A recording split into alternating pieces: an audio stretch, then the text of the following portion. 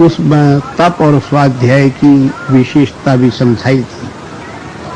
जो मनुष्य भूख प्यास को सहन करके जप करता रहता है, स्वाध्याय करता रहता है, उसका परिणाम ये निकलता है इष्ट देव के दर्शन उसको अवश्य हो जाते हैं और वो स्वाध्याय के बल से वो वरदान वगैरह दिया करते हैं।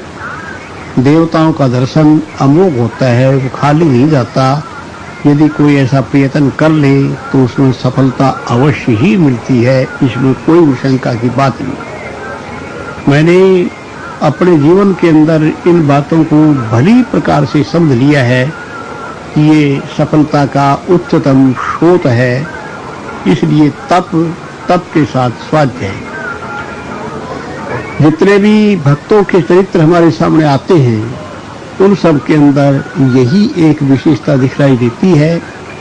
उन्होंने तप किया, तप के साथ स्वाध्याय किया, परिणाम स्वरूप सिद्ध दर्शन उनको हुए और वो ऊंची स्थिति पर पहुंच गए।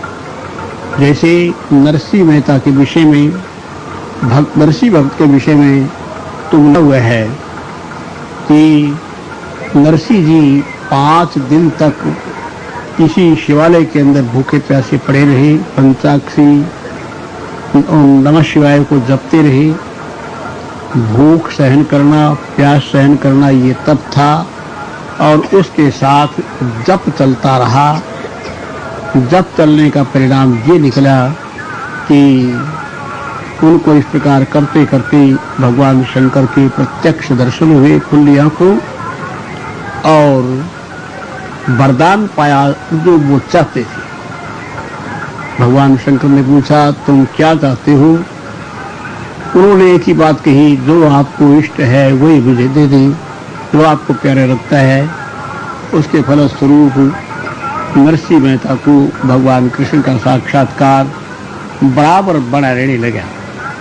तुम इस बात को शायद नहीं जानते होंगे, जिनको इस प्रकार के प्रत्यक्ष दर्शन शुरू हो जाते हैं, साक्षात्कार बड़े रहने लगता है, उसका परिणाम ये निकलता है कि यम यम चिंतयते कामम तम तम प्राप्नोति निश्चितम। उनके मन के अंदर जो भी कामना आती है वो अवश्य ही पूर्ण हो जाती है। मेरे पास इस प्रकार के उदाहरण बहुत हैं तुम्हारे गुरु भाइयों के, किंतु मैं नरसिंह मेहता की बात पर ही इस प्रकरण को इस समय समाप्त कर देता हूँ। नरसिंह मेहता को जब इस प्रकार का हो गया तो उसके संकल्प मात्र से उसने अपनी समझन से पूछाया क्या चाहती है। उसने जलन में आकर, क्रोध में आकर कह दिया क्या चाहती हूँ, क्या देगा, क्या सोना बरसाएगा और सोने के पत्थर डालेगा मेरे ऊपर।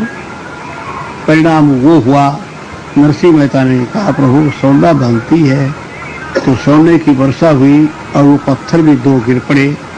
जो कुछ बातें चमत्कारिक हुई वो लोक में प्रसिद्ध है, सब लोग इस बात को जानते। इसलिए तप के साथ जो स्वाध्यायशील व्यक्ति रहते हैं, मंत्रों का जाप करते रहते हैं, उनको देवताओं के वरदान होते हैं, सिद्धों के वरदान होते हैं, उनके ऊपर कृपाएं बराबर बरसती रहा करती हैं।